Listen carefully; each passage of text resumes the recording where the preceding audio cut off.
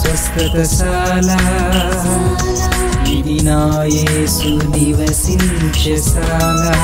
ప్రేమ్ మాది ఎమ్మెగనూరే. చాలా సంవత్సరాల నుంచి ఇల్లు విషయంలో చాలా ఇబ్బంది పడుతూ ఉన్నాం.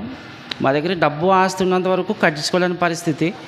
చాలా సంవత్సరాల నుంచి ఇదే బాధతో చాలా రోజులుగా ఉన్నాం. అమ్మ దగ్గరకు వచ్చి ప్రార్థన చేయించుకున్నాం. 5 వారాలు తిరగని చెప్పింది.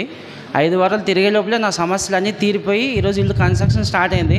మా కోసం ప్రార్థన చేసిన అమ్మగారికి వందనాలు.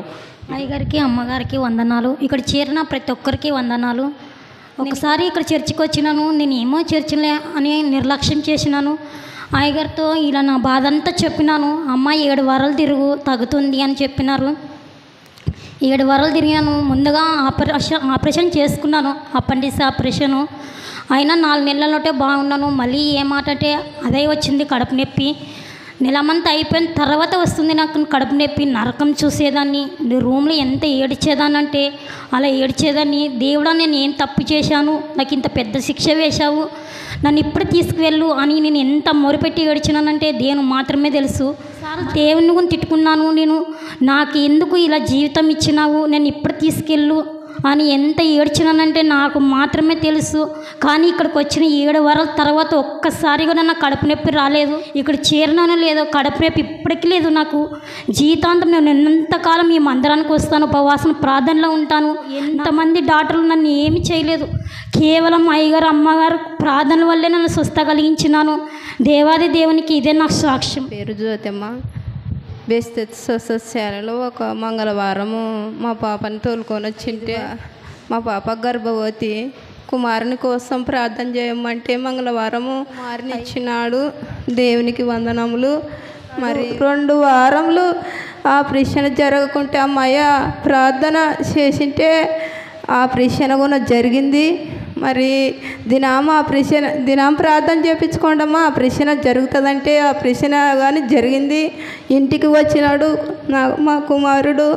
మరి దేవునికి వాళ్ళ నా పేరు సంతోషమ్మ. నా సాక్ష్యం ఏమిటంటే నా చిన్న కుమారుడు హాస్టల్లో ఇడిస్తే నేను ఉండనని ఏడిసి ఎదబడిపోయాడు. నేను ఓ రోజు వచ్చి ఇటుకు వస్తే బాగా అవుతుంది కదా అని నా కుమారుని తోలుకొని వచ్చి ఈడ ప్రార్థన చేయించుకొని శనివారం ఆడ ఉన్న సెలవులో ఉన్న ఉసుగా మడతలకు కట్టి సారు ఇట్లా మరి పిల్లోడు ఉండనని ఏడుస్తున్నాడు, ఎట్లనో కానీ ప్రార్థన చేయాలని నా కుమారు ఉండేటట్టు సహాయం చేయాలని నిన్న అయ్యగారిని అడుక్కున్నాను. ఉంటాడమ్మా, సన్న పిల్లోడు కదా, ఏం కాదు, ఎత్తు బుగులు పెట్టుకోడు అని చెప్పాడు.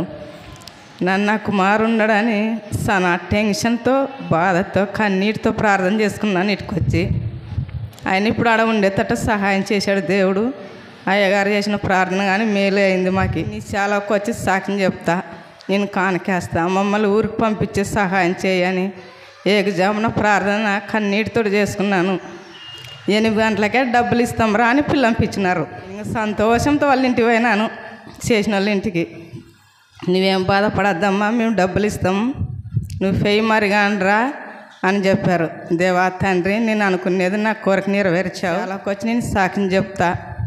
నా సాక్ష్యం ఏంటంటే, నా బెస్ట్ ఫ్రెండ్ అనుకున్న ఒక మేడం, నేను ఒక చోట జాబ్ చేస్తుంటే ఒక 3 ఇయర్స్ బ్యాక్, తను ఉన్నటువంటి ఈ సంవత్సరంలో మళ్ళీ ఒక జాబ్ చేస్తున్నాను, ఆఫ్లైన్ జాబ్ అని చెప్పి నా లైఫ్లోకి మళ్ళీ వచ్చింది.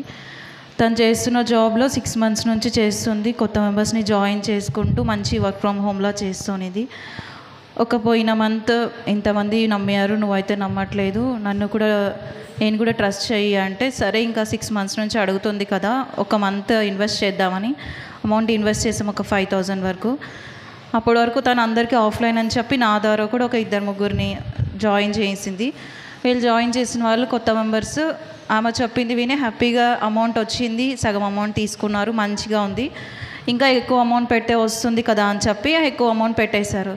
దాంతో ఆమెకి సడన్గా ఆన్లైన్ అని అందరికీ చెప్పేసి తను పక్కకు సైడ్ వెళ్ళిపోయింది. తను నా బెస్ట్ ఫ్రెండ్ కావడం వల్ల ఆ ప్రాబ్లం నా మీదకి వచ్చేసింది. ఏం చేయాలి దేవుడా, సడన్గా తను ఫోన్ స్విచ్ ఆఫ్ చేసుకునింది. మా ఇంట్లో వాళ్ళకి తెలిస్తే విడాకులు ఇచ్చేసి నన్ను బయటికి గెంటేస్తారు, ఏం చేస్తావు నాకు హెల్ప్ చెయ్యి, నేను కావాలంటే ఒక 1 year లోపు సెట్ చేస్తా అని మత్సంగా ఫోన్ స్విచ్ ఆఫ్ చేసేసింది. ఆ టైంలో అందరు వచ్చేసి మా అప్పు మాకు తీర్చేసేయి, నీ ఫ్రెండ్ చెప్పింది చేసేసామన్నారు. దైవ తండ్రి ఇలా ఇరుక్కున్నా అంటే నేను 6 నెలల నుంచి ఎవ్వరికి రాకుండా నేను జాయిన్ చేసినప్పుడే ఇట్లా వచ్చింది అనుకున్నా. మేడంకి వాట్సాప్లో మెసేజ్ పెట్టాను, మేడం ఇలా జరిగింది, ఏం చేయాలో అర్థం కావట్లేదు, సడన్గా ఇప్పుడే అమౌంట్ కట్టమంటున్నారు, నాతో అమౌంట్ అయితే ఏం లేదు అంటే, అమ్మ ప్రార్థన చేస్తానమ్మా, సాక్ష్యం చెప్తా అనుకో అన్నారు.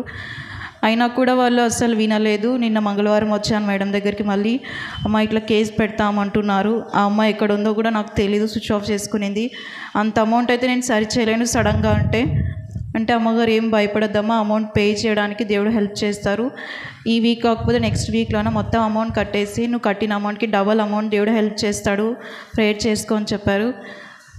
ఈ వీక్లో దేవుడు నిన్న నైట్ వేరే ఫ్రెండ్ ద్వారా అమౌంట్ అంతా సెటిల్ చేస్తాను, టెన్షన్ పడద్దు, నేను హాఫ్ అమౌంట్ సెటిల్ చేసి వాళ్ళందరితో మాట్లాడి ఇలాంటి కేసు కాకుండా నీ మీదకి ప్రాబ్లం రాకుండా సాల్వ్ చేస్తా అన్నాడు.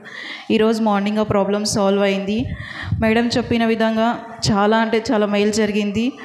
ఇచ్చి నీ సాక్ష్యం దేవుడు దీవించండి. అందరికీ నా వందనాలు. నా సాక్ష్యం ఏమిటంటే మొన్న గురువారం రోజు సంపూర్ణ రాత్రి ప్రార్థనకి నేను వచ్చాను, ఆలేట్ పేరుకి వచ్చాను, చాలా బలహీనంగా ఉన్నాను, అస్సలు కాలం నొప్పితో ఎంతో బలహీనంగా రాత్రి ప్రార్థనకు వచ్చాను. వచ్చిన తర్వాత రాత్రి అంతా ప్రార్థనలో దేవుడు సంపూర్ణంగా నాకు శక్తి లేకుండా నాకు రాత్రి చివరి ప్రార్థన అమ్మ చివరి ప్రార్థన చేసి ఆశీర్వాదం ఇచ్చి పంపించింది. అప్పుడు వెంటనే నాకు ఎంతో శక్తి బలము, కాలుకు దేవుడు శక్తిని ఇచ్చాడు, మంచి ఆరోగ్యం ఇచ్చాడు. అమ్మ ప్రార్థన వల్ల నాకు మంచి ఆరోగ్యం ఇచ్చాడు దేవుడు. ఇంకో సాక్షి ఏమిటంటే నా పెద్ద కుమారునికి చాలా కడుపు నొప్పి లేసింది. అమ్మా నన్ను చచ్చిపోతాను, నాకు నా పిల్లలు బాగా, నా భార్య నా పిల్లలు బాగా నన్ను చచ్చిపోతానమ్మా, నా కుమారుడు ఏడుచుకుంటుంటూ ఇంట్లో డొల్లాడుచున్నాడు. అంతసేపు ఎందుకుండాలి ఆయన, నా మాట అమ్మ దగ్గరికి పోదాంరా, ఈరోజు మంగళవారం కదా అమ్మతో మాట్లాడి ప్రార్థన చేసుకుందాం రానాయన అనుకోసంటే అప్పుడు ముగ్గురు వచ్చాం, నా కొడుకు నా కోళ్ళి. ఇక్కడ మందిరంలో కూర్చుని కూడా శక్తి లేదు, అక్కడే నా కుమారుడు పండుకునంటే అమ్మతో ప్రార్థన చేసుకుని పోతే ఎంతో నా కుమారునికి శక్తి ఇస్తాడు దేవుడు అని నాకు ఆశపడినాను. అప్పుడు మంగళవారం రోజు వచ్చి అమ్మ ప్రార్థన చేసిన తర్వాత ఏం కాదమ్మా, ఇది దేవుడు వెంటనే తీసేస్తాడు నీ కుమారునికి, ఇది దేవుడే నీ కుమారునికి పెట్టాడు, తీసేస్తున్నాడు, క్యానింగ్లో కూడా మంచి రిపోర్ట్ వస్తుంది, నువ్వేం భయపడద్దు, బాగుండాలనుకోసని అమ్మ ప్రార్థన చేసిన తర్వాత క్యానింగ్లో కూడా మంచి రిపోర్ట్ వచ్చింది. ఆ రాత్రే దేవుడు సంపూర్ణంగా దేవుడు సుఖమాన్ని నిద్ర ఆరోగ్యం ఇచ్చి దేవుడు స్వచ్ఛతపరిచాడు, మంచి ఆరోగ్యం ఇచ్చాడు, నా కుమారునికి సంపూర్ణ ఆరోగ్యం దయచేశాడు. అందరిని బట్టి దేవుడికి వందనాలు. బాగా ప్రార్థించిన అయ్యగారు అమ్మగారికి కృతజ్ఞతలు.